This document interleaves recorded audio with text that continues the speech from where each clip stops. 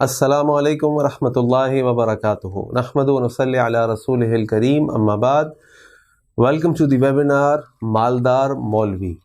آج کا جو ٹاپک ہے وہ بہت ہی انٹرسٹنگ ہے، اور یہ ٹاپک رکھنے کی وجہ ریسنٹ کنٹروورسی ہے جو کہ MTJ۔ تو اس MTJ کنٹروورسی پہ جانے سے پہلے میں آپ کے سامنے اللہ کے نبی صلی اللہ علیہ وسلم کی ایک بڑی زبردست حدیث رکھتا ہوں جو کہ صحیح مسلم میں روایت ہے۔ اللہ کے نبی صلی اللہ علیہ وسلم کے پاس کچھ مہاجرین صحابہ آئے جو کہ بہت پور تھے، فقیر تھے، اور حدیث میں بھی یہی ورڈ ہے کہ فقراء المہاجرین، اور آئے اور آ کے کہا کہ اللہ کے نبی صلی اللہ علیہ وسلم ذهب اهل الدثور، اللہ کے نبی جو مالدار لوگ ہیں وہ تو ہم سے آگے نکل گئے۔ کیوں؟ کیونکہ وہ مالدار لوگ ہیں، ان کے پاس بڑے درجات وہ حاصل کر لیتے ہیں، وہ صدقہ کرتے ہیں، وہ غلام آزاد کرتے ہیں، وہ تو جنت میں بڑی بڑی نعمتیں پالیں گے، ہم تو پیچھے رہ گئے اللہ کے نبی صلی اللہ علیہ وسلم۔ تو اللہ کے نبی صلی اللہ علیہ وسلم فرمائے وہ کیسے؟ تو صحابہ نے کہا کہ اللہ کے نبی صلی اللہ علیہ وسلم جیسے ہم روزے رکھتے ہیں ویسے وہ روزے رکھتے ہیں، جیسے ہم نمازیں پڑھتے ہیں ویسے وہ نمازیں پڑھتے ہیں، لیکن جیسے وہ صدقہ کرتے ہیں ہم صدقہ نہیں کر سکتے، جیسے وہ غلاموں کو آزاد کرتے ہیں ہم غلاموں کو آزاد نہیں کر سکتے۔ تو اللہ کے نبی صلی اللہ علیہ وسلم فرمایا کہ میں تمہیں ایک ایسی چیز بتاتا ہوں کہ اگر تم وہ عمل کرو گے تو جو تم سے پہلے گزر چکے تم ان تک بھی پہنچ جاؤ گے، اور جو تم سے آگے ہیں تم ان سے بھی آگے نکل جاؤ گے۔ اور اللہ کے نبی نے فرمایا وسلم تو تم یہ کیا کرو کہ ہر نماز کے بعد 33 مرتبہ سبحان اللہ، 33 مرتبہ الحمدللہ، اور 33 مرتبہ اللہ اکبر پڑھا کرو۔ صحابہ بہت خوش ہوئے اور چلے گئے۔ کچھ دن کے بعد واپس آ گئے اور آ کے کہا کہ اللہ کے نبی صلی اللہ علیہ وسلم ہمارے وہ بھائی جو مالدار ہیں انہوں کو بھی یہ عمل پتہ چل گیا، ان کو بھی کسی نے بتا دیا کہ تم اگر یہ عمل کرو گے تو تمہیں اتنا مال خرچ کرنے کا اور صدقہ کرنے کا ثواب مل جائے گا۔ تو اللہ کے نبی نے فرمایا ذالک فضل اللہ یؤتیہ من یشاء، یہ اللہ کا فضل ہے، جس کو چاہے وہ دیتا ہے۔ اب یہاں پہ مجھے یہ بتائیے کہ اللہ تعالیٰ نے یہاں پر فضل کس کو کہا؟ اللہ تعالیٰ نے یہاں پر فضل کہا اس مال کو، اس دولت کو جو ان لوگوں کے پاس تھی۔ یعنی اللہ تعالیٰ اللہ کے نبی صلی اللہ علیہ وسلم مال کو جو لوگوں کے پاس ہے، ویلتھ کو، اس کو اللہ تعالیٰ کا فضل بتا رہے ہیں۔ اور آج کسی بھی وجہ سے یہ مسکنسیپشن ہمارے دماغوں کے اندر آ گئی ہے کہ اسپرچویلٹی اور ویلتھ یہ دونوں ایک ساتھ نہیں چل سکتے۔ جس کے پاس مال ہوگا وہ نیک نہیں ہو سکتا، اور جو نیک ہوگا اس کے پاس مال دولت نہیں ہونی چاہیے، وہ فقیر بھوکا مسکین ہونا چاہیے۔ یہ کنسیپٹ بالکل غلط ہے، یہ اسلام کی قرآن کی تعلیم کے خلاف بھی ہے، یہ احادیث مبارک کے خلاف بھی ہے، یہ سلف صالحین صحابہ کرام کی زندگی کے خلاف بھی ہے۔ اور جس وجہ سے میں نے اس ویبینار کو کرنے کا فیصلہ کیا یا ڈیسائیڈ کیا مالدار مولوی، اس کی وجہ یہ ہے کہ ریسنٹلی آپ میں سے کئی لوگوں کو پتہ ہوگا، جیسا کہ آپ میں سے کئی لوگوں نے یس بھی لکھا، کہ مولانا طارق جمیل صاحب نے ایک کلودنگ برانڈ لانچ کیا ہے جس کا نام ہے MTJ۔ اور جب مولانا صاحب نے یہ کلودنگ برانڈ لانچ کیا تو لوگوں نے اس پر اعتراض اٹھانا شروع کر دیا۔ کسی نے کہا کہ جی مولانا صاحب دین کے نام پہ مال کما رہے ہیں، کسی نے کہا جی مولانا صاحب کو مال کا شوق ہو گیا، کسی نے کہا کہ جناب مولانا صاحب کو جو ہے وہ دنیا کمانے کا شوق ہو گیا، دنیا میں سے ان کا دل لگ گیا، اور مختلف قسم کی باتیں جو کہ بالکل غلط ہے۔ اور پھر میں نے مولانا طارق جمیل صاحب کا وہ کامنٹ اور وہ انٹرویو دیکھا جو انہوں نے آ کے یوٹیوب پہ میں نے دیکھا، جو انہوں نے آ کے لوگوں کے سامنے بات کی کہ یہ میں نے کام اس لیے نہیں کیا کہ مجھے مال چاہیے، یہ کام میں نے اس لیے کیا کہ ہمارے جو مدارس ہیں، جو یعنی مولانا صاحب کے اپنے جو مدارس ہیں، ان مدارس کا جو نظام ہے وہ زکوٰۃ و صدقات سے چلتا ہے۔ تو انہوں نے کہا جی کورونا کے دنوں میں چونکہ لوگوں کے کام اور بزنس کافی متاثر ہو گئے تھے، جو لوگ ہمارے مدارس کو زکوٰۃ و صدقات دیتے تھے ان کی بھی حالات مشکل ہو گئے، تو ہمیں مناسب نہیں لگا کہ ہم ان کو بار بار فون کریں، ان سے کہیں کہ جی مدرسے کے لیے اتنے پیسے چاہیے، یوں کر دیں یوں کر دیں۔ تو ہم نے یہ سوچا کہ ہمارا اپنا کوئی ریونیو سٹریم ہونا چاہیے، تو لہٰذا میں نے انہوں نے ایک اپنے دوست کا نام لیا اور ان کی بھی ایک مجھے پتہ چلا کہ ان کی بھی ایک کلودنگ برانڈ ہے کافی مشہور.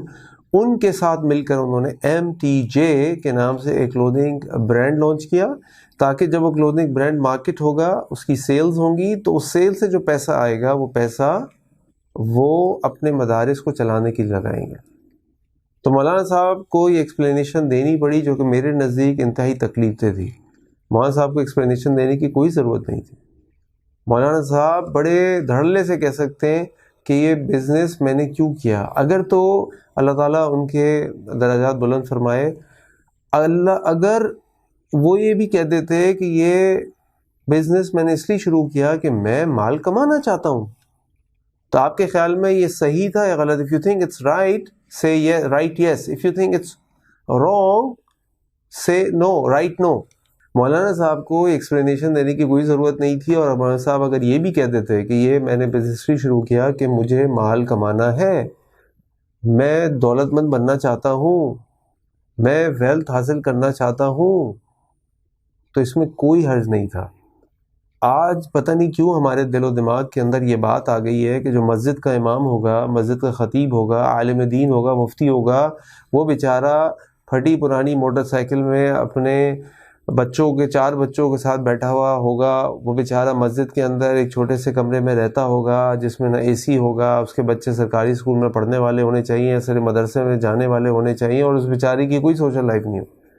یہ بالکل غلط کانسیپٹ ہے. اگر آپ قرآن کریم کا مطالعہ کریں تو قرآن کریم میں اللہ تعالیٰ نے جب مال کا ذکر فرمایا تو اللہ تعالیٰ نے مال کے ساتھ اولاد کو بھی فتنہ قرار دیا. تعالیٰ فرماتے ہیں انما اموالکم واولادکم فتنہ، بے شک تمہارے مال اور تمہاری اولاد دونوں فتنہ ہیں.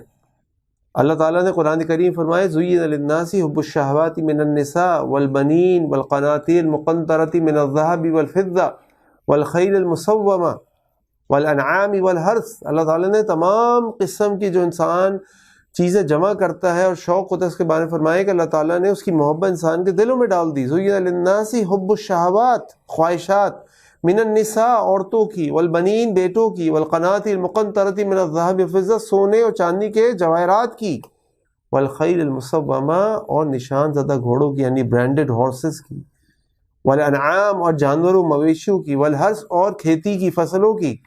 آج وہ چیزیں چینج ہو گئی ہیں. جو لوگ گاؤں میں رہتے ہیں ان کے لیے آج بھی زمین اور کھیتی بڑی امپورٹنٹ ہے. ہم شہروں میں رہتے تو ہم کہتے ہیں ہماری پراپرٹیز ہونی چاہیے. پہلے نشان زدہ گھوڑے ہوتے تھے، آج کارز ہوتی ہیں. اللہ تعالیٰ فرما رہے ہیں میں نے تمام چیزوں کی محبت انسان کے دل میں ڈال دی. اللہ تعالیٰ فرما رہے ہیں ذالک متاع الحیات الدنیا، یہ دنیا کی زندگی کا سامان ہے. واللہ عندہ حسن المآب، اور اللہ کے پاس بہترین بدلہ ہے، بہترین ٹھکانہ ہے. اللہ تعالیٰ فرما رہے ہیں ان ساری چیزوں کے بارے میں، بیویاں ہوں، بیٹے ہوں، کاروبار ہو، مال ہو، سونے چاندی ہو، یہ سب کی محبت اللہ تعالیٰ نے دل میں ڈال دی. اب اگر آپ ویٹ کریں تمام چیزوں کا تو اللہ تعالیٰ تو یہ بھی کہہ رہے ہیں کہ انما اموالکم واولادکم فتنہ، مال اور بیٹے یا مال اور اولاد. تو مال کو تو ہم نے برا سمجھ لیا، مال کو تو ہم نے کاٹ کے ایک سائڈ پہ رکھ دیا. ہم اولاد کے بارے میں کیوں نہیں سوچتے ہیں؟ اللہ تعالیٰ دونوں کو فتنہ قرار دے رہے ہیں. ہم زُيِّنَ لِلنَّاسِ حُبُّ الشَّهَوَاتِ مِنَ النِّسَاءِ بیویاں، والبنین اور بیٹے. ہم شادی بھی کرتے ہیں اور مردوں کو تو شوق ہوتا ہے کریں نہ کریں دوسری شادی کا مذاق کرتے ہیں. تو یہ ساری چیزیں تو ہم کر رہے ہیں، تو صرف ہم نے مال کو کیوں الگ کر دیا؟ یہ مال تو انسان کی زندگی کا حصہ ہے، اور یہ مال اللہ تعالیٰ نے دنیا کے متاع، دنیا کے سامان کے طور پہ دیا ہے. پرابلم یہ آتی ہے جس کی طرف ہم بات کریں گے کہ مال کے ساتھ ہمارا ریلیشن شپ کیا ہے. اس مال کے ساتھ ہمارا ریلیشن شپ کیا ہے؟ یہ this wealth is only an instrument to get to the جنہ. This wealth is a means to the end, it's not the end itself. یعنی اس مال سے، یہ مال ذریعہ ہے ہمارے پاس جنت کمانے کا. یہ مال ایکچولی اس مقصد تک پہنچنے کے لیے ایک دروازہ ہے.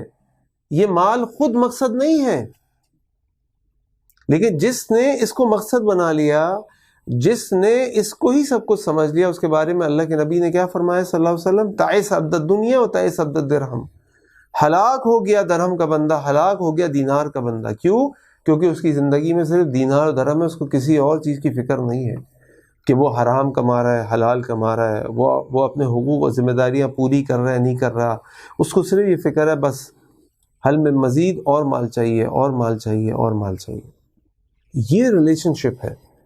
اس لیے آپ دیکھتے ہیں کہ اللہ کے نبی صلی اللہ علیہ وسلم کے جو عشرہ مبشرہ تھے، ان عشرہ مبشرہ میں 2 ایسے حضرات تھے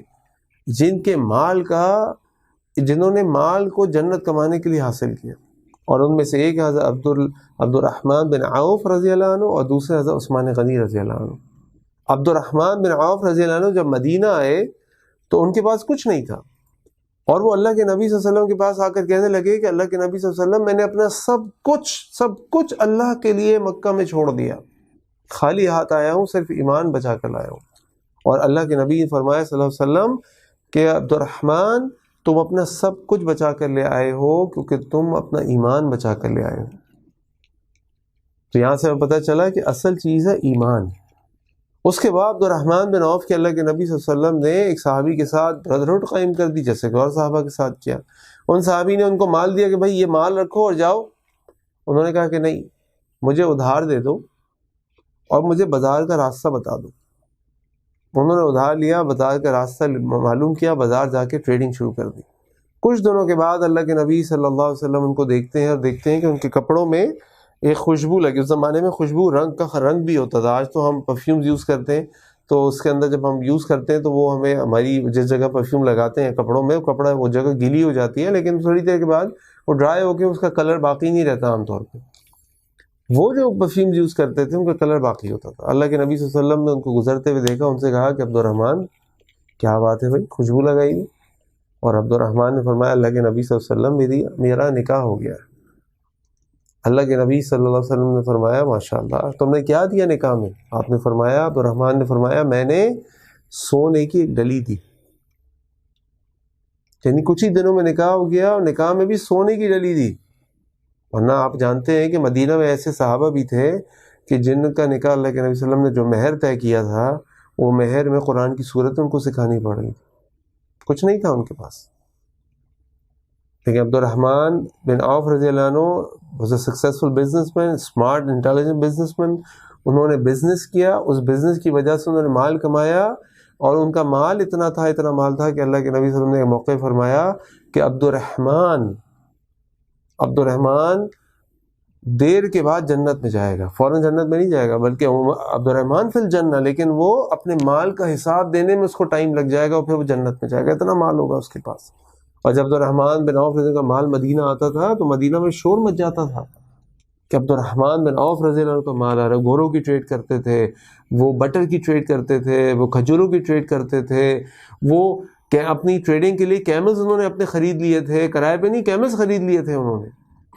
اب آپ مجھے یہ بتائیے کہ عبد الرحمن بن عوف رضی اللہ عنہ، صحابی رسول صلی اللہ علیہ وسلم، عبد الرحمن بن عوف الجنہ، عبد الرحمن بن عوف کا جب انتقال ہوا تو اس کے بارے میں ہمیں ڈفرینٹ رپورٹس ملتی ہیں۔ ایک رپورٹ میں آتا ہے کہ جب ان کا انتقال ہوا تو ان کی جو ویلتھ تھی وہ 3.1 بلین گولڈ کوائنز تھے، اور ایک اور ہمیں رپورٹ ملتی ہے، اس میں آتا ہے کہ $160 ملین ان کی نیٹ ورتھ تھی۔ اب مجھے بتائیں $160 ملین یہ بیٹھے بیٹھے تو نہیں نکلے گا۔ یہ تو میں نے آپ کو بتا دیا کہ عبد الرحمن بن عوف جب مکے سے مدینے آئے تو عبد الرحمن بن عوف رضی اللہ عنہ کے پاس کچھ نہیں تھا، وہ صرف اپنا ایمان بچا کر آئے تھے۔ لیکن یہ مال انہوں نے کہاں سے کمایا؟ یہ مال انہوں نے مدینہ آ کر کمایا۔ تو مدینہ آ کر کمایا، اتنا مال کمایا، پھر بزنس کیا نا، مارکیٹ میں جاتے ہوں گے، فورن ٹرپس کرتے ہوں گے، نیگوسیشنز کرتے ہوں گے، ان کے پورے اتنے سارے مال کو بزنس سنبھالنے کے لیے ٹیمز ہوں گی، یقیناً ہوں گی، بیٹھے بیٹھے تو کچھ نہیں ہوتا۔ تو اگر عبد الرحمن بن عوف رضی اللہ عنہ مال کما سکتے ہیں تو MTJ میں کیا ایشو ہے؟ آپ عثمان غنی رضی اللہ عنہ کو دیکھ لیجئے۔ عثمان غنی رضی اللہ عنہ ون آف دی ویلدی صحابہ، عثمان فی الجنہ۔ اللہ کے نبی صلی اللہ علیہ وسلم مدینہ آتے ہیں، مدینہ میں جگہ خریدنی ہے مسجد کے لیے، کس نے پیسے دیے؟ عثمان غنی رضی اللہ عنہ نے پیسے دیے۔ پھر مدینہ میں رہنے لگے. مدینہ میں میٹھے پانی کا ایک ہی کنواں تھا. اس پانی کے کنویں کو خریدنا تھا. اس پانی کو خریدنے کے لیے کس نے پیسے دیے؟ اللہ کے نبی صلی اللہ علیہ وسلم. جو مسلمانوں کے لیے بئر روما، اس کنویں کا نام تھا روما، بئر کہتے ہیں کنویں کو. جو بئر روما خریدے گا فلاح الجنہ، اس کے لیے جنت ہے. اور عبد الرحمن اور عثمان غنی رضی اللہ عنہ نے وہ اپنے پیسوں سے خرید کے مسلمانوں کے لیے وقف کر دیا. جب غزوہ تبوک کا موقع آیا اور اللہ کے نبی صلی اللہ علیہ وسلم نے فنڈ ریزنگ کی کہ ہمیں جہاد کے لیے مال کی ضرورت ہے، عثمان غنی رضی اللہ عنہ آئے اور 960 اونٹ، کئی گھوڑے، کئی ہزار درہم اور دینار اللہ کے نبی صلی اللہ علیہ وسلم خدمت میں حاصل کر دی. اور وہ اگر آج آپ اسٹیمیٹ لگائیں اور 1,00,000 روپے کا ایک اونٹ بھی لگا لیں تو 1,00,000 روپے کا ایک اونٹ لگا لیں تو یہ جو اماؤنٹ انہوں نے دیا وہ 10 کروڑ روپے سے زیادہ تھا. 10 کروڑ روپے ون گو میں دیے. اور پھر اللہ کے نبی نے فرمایا ما ضر عثمان ما عمل بعد اليوم، آج کے دن کے بعد عثمان کو اس کا کوئی عمل نقصان نہیں دے گا. عثمان فی الجنہ، عثمان جنت میں. یہ جنت کیسے کمائی؟ یہ کاروبار ہوگا نا کہ بزنس کر رہے تھے، مال آ رہا تھا اور اللہ کے راستے میں خرچ کر رہے تھے. بزنس کر رہے تھے، مال آ رہا تھا، اللہ کے راستے میں خرچ کر رہے تھے. لیکن کیا عثمان نے اس مال کے لیے اپنی جنت کو قربان کر دیا؟ کیا کہیں آپ کو ملتا ہے ایمان کا سودا کیا؟ بزنس کر رہے تھے. تو اگر وہ بزنس کر رہے تھے تو ایم ٹی جے میں کیا ایشو ہے؟ مالدار مولوی میں کیا ایشو ہے؟ ہم کیوں چاہتے ہیں کہ ہمارا مولوی ہمیشہ بیچارہ فقیر اور غریب ہو؟ اور یقین کیجئے اس مائنڈ سیٹ کی وجہ سے، اس مائنڈ سیٹ کی وجہ سے مسلمانوں کو، خاص طور پہ سب کانٹیننٹ کے مسلمانوں کو جو نقصان ہو رہا ہے اس کا ہم اندازہ نہیں کر سکتے. اور نقصان کے بارے میں آپ کو کچھ چیزیں بتاتا ہوں. سب سے پہلی بات تو یہ ہے کہ آج ہماری مسجدوں کے امام، ہمارے اپنے محلوں کی مسجدوں کے خطیب ہمارے اپنے محلوں میں رہنے والے نہیں ہیں.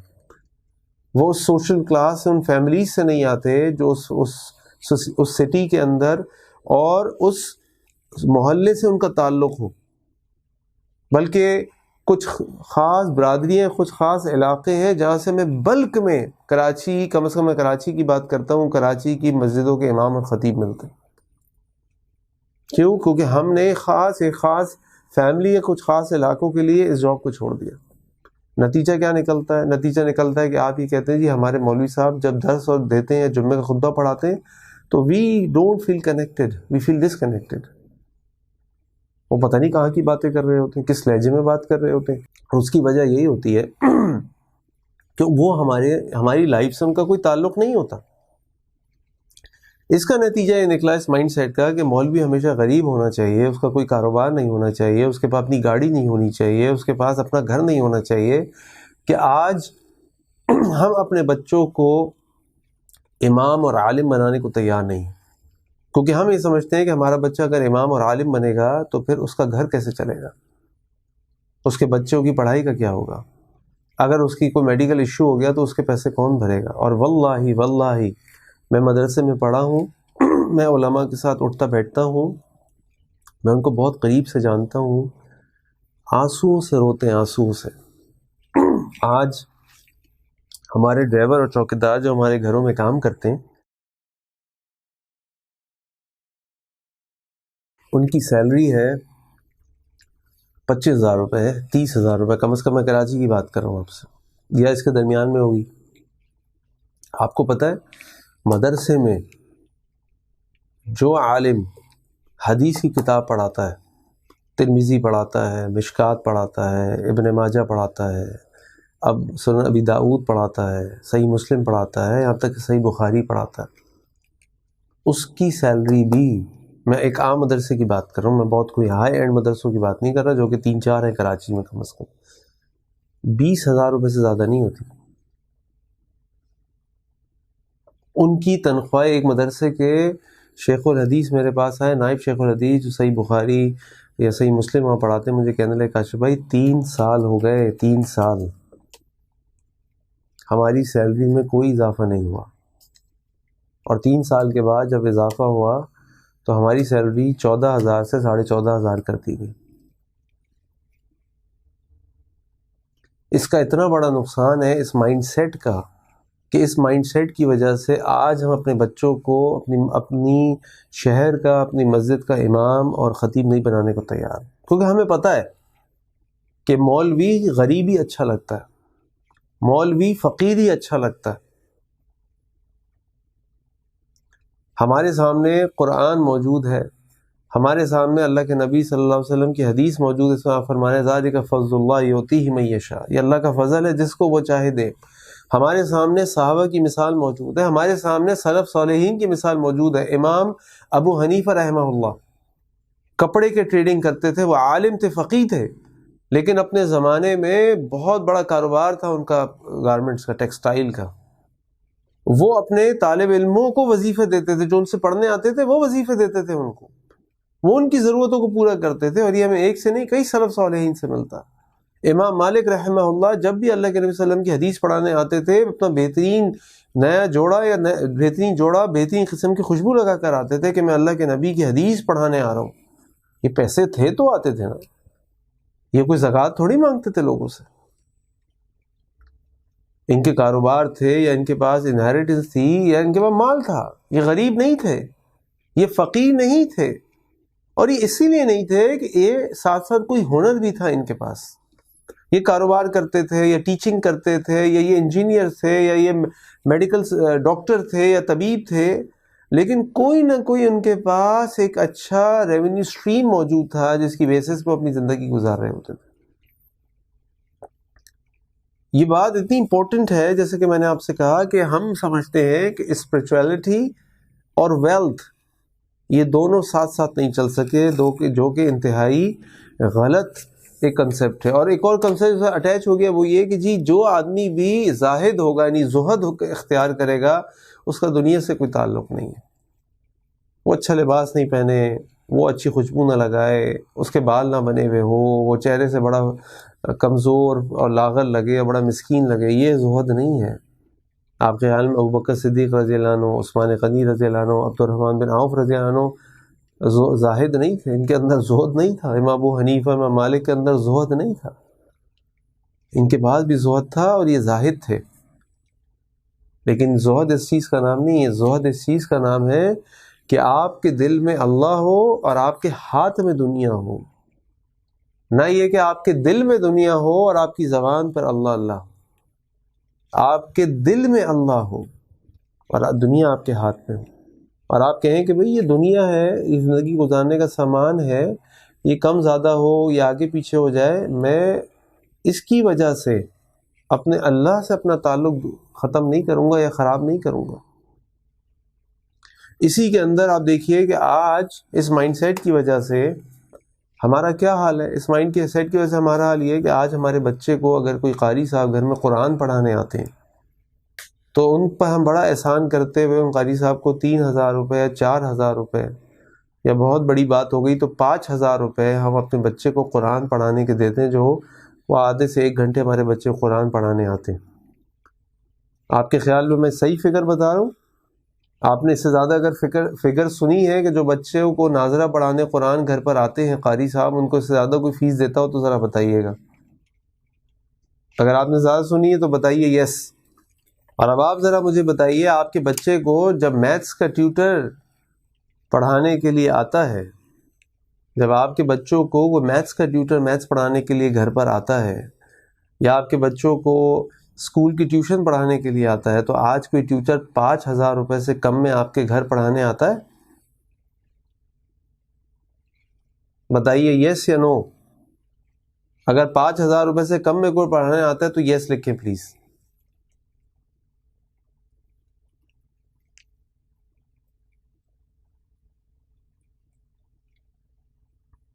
اللہ اکبر۔ ایک سسٹر لکھ رہی ہیں کہ زیادہ سے زیادہ 1,000 روپے دیتے ہیں قاری صاحب کو۔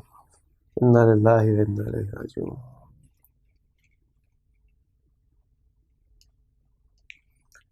تو آپ یہ دیکھیے کہ ہم بھی جانتے ہیں کہ اللہ کے نبی صلی اللہ علیہ وسلم کی حدیث آپ نے فرمایا خیرکم من تعلم القرآن وعلمہ، تم میں سے بہترین لوگ وہ ہیں جو قرآن سیکھتے اور سکھلاتے ہیں۔ اور جو بہترین لوگ ہم جن کو اللہ کے نبی نے فرمایا بہترین لوگ ہیں، ان کو ہم کتنے پیسے دیتے ہیں؟ اور جو دنیا پڑھانے کے لیے ہمارے بچوں کو آتے ہیں، وہ میتھس جو ہر سال اس بیچارے کو پڑھنی ہے، جس کو پڑھنے کا بھی کوئی ایسا ثواب نہیں ہے ان اٹ سیلف، اس کے لیے ہم 10,000 اور 20,000 روپے، 15,000 روپے، 12,000 روپے ایک ایک سبجیکٹ کے اپنے بچوں کے لیے دیتے ہیں. اب یہاں میتھس کے ٹیچر بھی بیٹھے ہو سکتے ہیں، وہ سن رہے ہوں، کہیں کاشف بھائی آپ ہماری فیسیں کیوں کم کروا رہے ہیں، ہم نے آپ کا کیا بگاڑا ہے. لیکن بات یہ ہے کہ ذرا ادھر کمپیریزن تو کریں، اپنا مائنڈ سیٹ تو دیکھیں. اب وہ بیچارہ مسجد کا امام جس کو تنخواہ دی جاتی ہے 12,000 روپے، 14,000 روپے، وہ ایک کمرے کے اندر 10x10 یا 12x12 کے کمرے کے اندر اپنی بیوی کے ساتھ اور اپنے 3-4 بچوں کے ساتھ رہتا ہے. پھر آپ ایکسپیکٹ یہ کرتے ہیں کہ وہ مسجد کو بھی صاف کرے گا، وہ مسجد کی صفائی کا بھی خیال کرے گا، وہ 5 وقت کی نمازیں مسجد کے اندر موجود ہوگا، تو وہ 12,000 روپے میں اپنے بچوں کو کیا پڑھا سکتا ہے، کہاں لے جا سکتا ہے؟ اگر کوئی بچہ بیمار ہو جائے تو مجھے بتائے، وہ لازماً آپ میں سے کسی کے پاس آئے گا یا لوگوں سے ادھار لے گا یا کسی گورنمنٹ ہسپتال جا کے دھکے کھائے گا کہ اس کے بچے کی ڈلیوری ہو جائے یا اس کے بچے کا علاج ہو جائے یا اس کے بچے کو دوائی مل جائے یا اس کے بچے کا آپریشن ہو جائے. اور اگر وہ مسجد نہیں پہنچا، وہ غریب امام ظہر پہ نکلا عصر تک نہیں پہنچا، عصر پہ نکلا مغرب تک نہیں پہنچا، تو اس کی نوکری تیل لینی چلی جائے گی. تو جب تک اس مائنڈ سیٹ کو ہم صحیح نہیں کریں گے نا کہ مالدار مولوی بھی نیک اور جنتی ہو سکتا ہے، اور ہمارے مولویوں کو مالدار ہونا چاہیے، نہیں ہے تو ہم کریں، ان کو کوشش کریں کہ ان کو اچھے سے اچھے ریمونریشن پیکیجز دیں، ان کو ڈیولپ کریں. تو پھر آپ دیکھیے کہ آپ کی مسجدوں کے جو امام آئیں گے، آپ کی مسجدوں کے جو خطیب آئیں گے، پھر آپ دیکھیں گے کہ وہ کیا کوالٹی آپ کو دے رہے ہوں گے، کس طریقے سے وہ آپ کی یوتھ کو ڈائریکشنز دے رہے ہوں گے، کس طرح وہ آپ کے فیملی ایشوز کو ریزالو کر رہے ہوں گے. ان کی بھی ٹریننگز ہونی چاہیے، ان کو بھی آپ دنیا گھمانے کے لیے باہر لے کے جائیں. ایک دفعہ ایک بزرگ میرے پاس آیا، مجھ سے کہنے لگے کہ جی میں بڑا انسپائرڈ ہوں ماشاءاللہ آپ کے انسٹیٹیوٹ سے، اور میں چاہتا ہوں کہ میں کوئی والنٹیئر ورک کروں. اب ان کی عمر تھی کوئی 60+، یہ بات ہے آج سے 2-3 سال پہلے کی، 4 سال پہلے کی. میں نے کہا بھائی بات یہ ہے کہ ہم آپ کو یہ تو نہیں کہہ سکتے کہ اب آپ دروازے پہ کھڑے ہو جائیں، اٹینڈنس لوگوں کی چیک کریں، لوگوں کو لائن میں کھڑا کریں، لوگوں کو بٹھائیں، آپ کی عمر زیادہ ہے.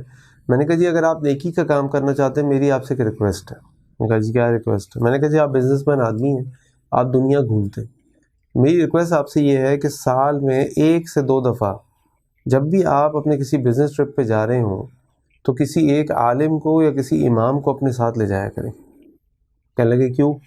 میں نے کہا اس لیے کہ جب آپ ان کو دنیا گھمائیں گے نا تو ان کو ایکسپوجر ملے گا، وہ اپنے آپ کو بلڈ کریں گے، ان کو پتہ چلے گا کہ دنیا اس مسجد کے باہر بھی کچھ رہتی ہے جن کے مسائل ہیں. ٹھیک ہے ہم ان کو فائنینشلی تو اپ گریڈ نہیں کر پا رہا، لیکن کم از کم ان کا ایکسپوجر تو بڑھ جائے گا، وہ دیکھیں گے تو صحیح کہ دنیا میں ہوتا کیا ہے، دنیا کے مسائل کیا ہیں. تو یہ مائنڈ سیٹ ہمیں صحیح کرنے کی ضرورت ہے، اور یہ ایکچولی تعلق ہے اس کا ہمارا ریلیشن شپ اس ویلتھ کے ساتھ کیا ہے. تو ہمارا ریلیشن شپ اس ویلتھ کے ساتھ کیا ہے، اس کے بارے میں آپ کو 5 چیزیں بتاتا ہوں جن کو آپ نوٹ کریں انشاءاللہ. Number 1، wealth can be enjoyed but do not let it distract you.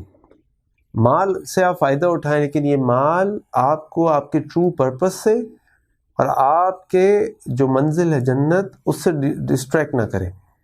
کیونکہ یاد رکھیے کہ آپ نے مال حلال طریقے سے کما لیا ٹھیک ہے، لیکن قیامت والے دن جو 5 سوال کا جواب دیے بغیر ابن آدم کے قدم رب کے آگے سے نہیں ہل سکیں گے، ان میں سے ایک سوال یہ بھی ہے کہ یہ مال تم نے کہاں خرچ کیا، کہاں سے کمایا. یعنی کماتے ہوئے ایسا نہ ہو کہ تم آخرت کی کوس پہ دنیا کمانے اور مال کمانے میں لگ جاؤ، اور پھر مال خرچ کہاں کیا، اس کو بھی ہمیشہ ذہن میں رکھیں. Number 2، it is never acceptable to earn a living or earn the wealth by doing wrong.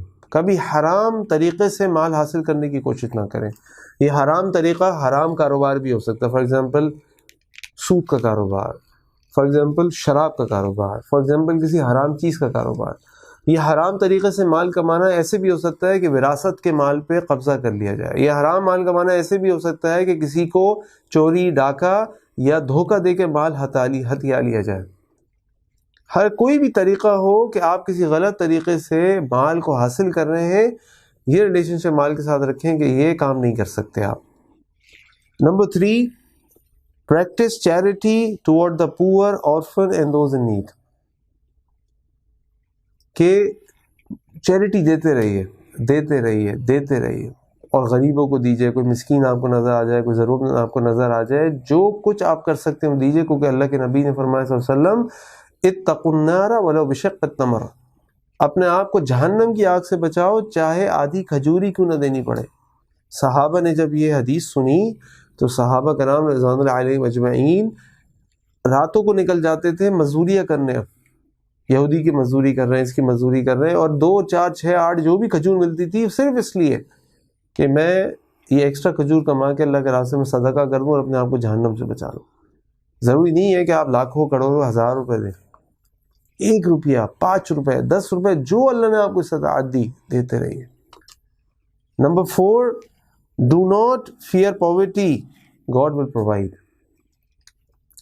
کبھی زندگی گزارتے ہوئے مت سوچئے کہ مجھے مال نہیں ملے گا, میں بھوکا مر جاؤں گا, مجھے فقر ہو جائے گا, میرے ساتھ یہ ہو جائے گا, اگر میں نے یہ غلط کام نہیں کیا تو مال نکل جائے گا, یہ سودا نماز چھوڑ کے اگر نماز پڑھنے میں چلا گیا, دکان بند کر دی تو یہ ہو جائے گا. کبھی یہ نہ سوچیں. اللہ تعالیٰ قرآن کریم میں فرماتے ہیں ولا, اور یہ کیا کرتے تھے جو عرب کے لوگ تھے, میں نے تو آپ کو کرنٹ لائف میں سے مثالیں دیں, جو عرب کے لوگ تھے وہ اپنے بچوں کو قتل کر دیتے تھے کہ بھائی ان کو پورا کہاں سے کریں گے, اور آج بھی یہ کام بہت زیادہ ہوتا.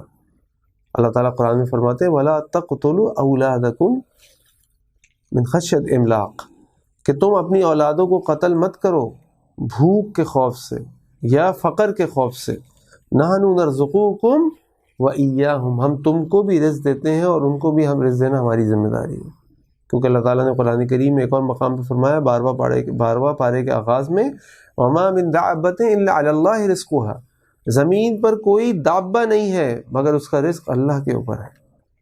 اور number 5, giving of your wealth is the source of the prosperity. جتنا آپ اللہ کے راستے میں خرچ کریں گے اتنا آپ کا مال بڑھ جائے گا, یہ اللہ کا وعدہ ہے. اللہ تعالیٰ قرآن کریم فرماتے ہیں مثل الذین ينفقون اموالہم فی سبیل اللہ, ان لوگوں کی مثال جو اپنا مال اللہ کے راستے میں خرچ کرتے ہیں. اچھا مزے کی بات, یہ مال بھی اللہ کا ہے, اور یہی ہمارا عقیدہ ہونا چاہیے, المال للہ, مال اللہ کا ہے اور اللہ کے لیے, ہمارا مال نہیں ہے. میں جب پیدا ہوا, آپ جب پیدا ہوئے تو ہماری مرضی تھوڑی تھی ہم کس گھر میں پیدا ہوئے. میں نے بھی دکان کھولی, آپ نے بھی دکان کھولی, میرا مال بکنا شروع ہو گیا, آپ کا مال نہیں بک رہا یا کم بک رہا, یہ میرا کمال ہے. اللہ تعالیٰ میری دکان پہ گاہک کو بھیجتے ہیں, آپ کی دکان پہ بھی بھیجتے ہیں. میری دکان کا گاہک زیادہ آتا ہے, آپ کی دکان پہ گاہک کم آتا ہے, یہ اللہ کرتے ہیں, ہم نہیں کرتے. اللہ تعالیٰ فرما رہے ہیں مثل الذین ينفقون اموالہم فی سبیل اللہ, ان لوگوں کی مثال جو اپنے مال کو اللہ کے راستے میں خرچ کرتے ہیں, کمثل حبۃ انبتت 7 سنابل فی کل سنبلۃ, ان کی مثال ایسی ہے اس دانے کی سی ہے کہ جس کے اندر سے 7 دانے اور نکلتے ہیں, اور ہر دانے کے اندر پھر ایک دانہ نکلتا ہے. 100 حبہ, ہر دانے کے اندر سے پھر 100 دانے نکلتے ہیں. واللہ یضاعف لمن یشاء, اللہ تعالیٰ بڑھا دیتا ہے جس کے لیے مال کو چاہتا ہے. واللہ واسع علیم, اللہ تعالیٰ بہت وسیع رکھنے والے ہیں.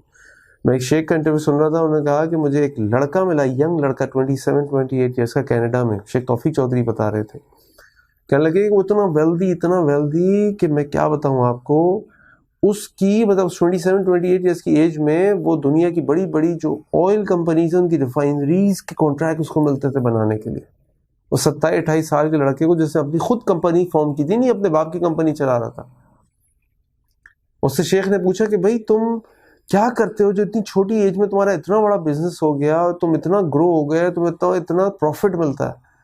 تو کہنے لگا کہ جی مجھے کہیں اگر پتہ چل جائے کہ کسی جگہ مسجد بننی ہے یا بننے کی ضرورت ہے, میں وہ مسجد بنوا دیتا ہوں. مجھے پتہ چل جائے کہ یہ ہونے والا ہے, یہاں ضرورت ہے, میں وہاں مال خرچ کر دیتا ہوں. آپ اللہ کے راستے میں خرچ کیجئے, اللہ آپ کو اور دیں گے. آپ اللہ کے راستے میں خرچ کیجئے, اللہ آپ کو اور دیں گے. ہمارا ریلیشن شپ مال کے ساتھ, ویلتھ کے ساتھ یہ ہونا چاہیے. مال یا ویلتھ اٹ سیلف برا نہیں ہے, اس کا استعمال غلط بھی ہو سکتا ہے, اس کا استعمال اچھا بھی ہو سکتا ہے. ہمارے سامنے قارون کی مثال بھی. قارون کو اللہ تعالیٰ نے مال دیا, اس نے مال کے اوپر فخر کیا, تکبر کیا, اللہ تعالیٰ نے اس کو عذاب دیا, سزا دی. عثمان غنی رضی اللہ عنہ, عبد الرحمن بن عوف کو بھی اللہ تعالیٰ نے مال دیا, لیکن انہوں نے اس مال کو مقصد نہیں بنایا, اس مال کے لیے اپنی آخرت کو برباد نہیں کیا, بلکہ اس مال کے ذریعے سے اپنی آخرت کو بہتر بنایا. تو اگر MTJ کوئی برانڈ آتا ہے, کوئی اور مولوی کوئی کام کرتا ہے, تو ہمیں خوش ہونا چاہیے کہ ہمارے پاس ہیلدی اور ویلدی مسلمز ہیں. اللہ کے نبی صلی اللہ علیہ وسلم کی حدیث آپ نے فرمایا المؤمن القوی احب الی اللہ من المؤمن الضعیف. جو قوی مومن ہے, a strong مومن, a strong believer is more beloved to Allah subhanahu wa ta'ala than the weak believer. اور یہاں پہ اسٹرانگ سے مراد ایمانی اسٹرانگ تو ہے کہ ایمان میں اسٹرانگ ہو. یہاں علماء نے لکھا, ابن تیمیہ رحمہ اللہ نے لکھا کہ یہاں اس سے مراد انٹلیکچولی بھی اسٹرانگ ہے, فائنینشلی بھی اسٹرانگ ہے, فزیکلی بھی اسٹرانگ ہے. اور جو ان ساری چیزوں میں اسٹرانگ ہوگا, آپ سمجھ سکتے ہیں کہ وہ کتنا انفلوئنس کریٹ کر سکتا ہے دنیا کے اوپر, اور کتنی خیر پھیلا سکتا ہے دنیا کے اندر. تو اپنے ذہن سے اس بات کو نکالیں کہ مولوی, اگر آپ کسی مولوی کو دیکھیں, اس مولوی کے پاس اچھے کپڑے ہوں, اچھا گھر ہو, اچھی گاڑی ہو, وہ اچھے جگہوں پہ کھانا کھاتا ہو, وہ اچھی اس کی لیونگ سٹائل ہو, تو اس میں کوئی برائی نہیں ہے, اس میں خوش ہونے کی بات ہے. لیکن وہی افسوس سے کہنا پڑتا ہے کہ یہ نیگیٹیوٹی, یہ رانگ مائنڈ سیٹ اتنا پھیل گیا ہے, اور میں خود اس کا وکٹم ہوں.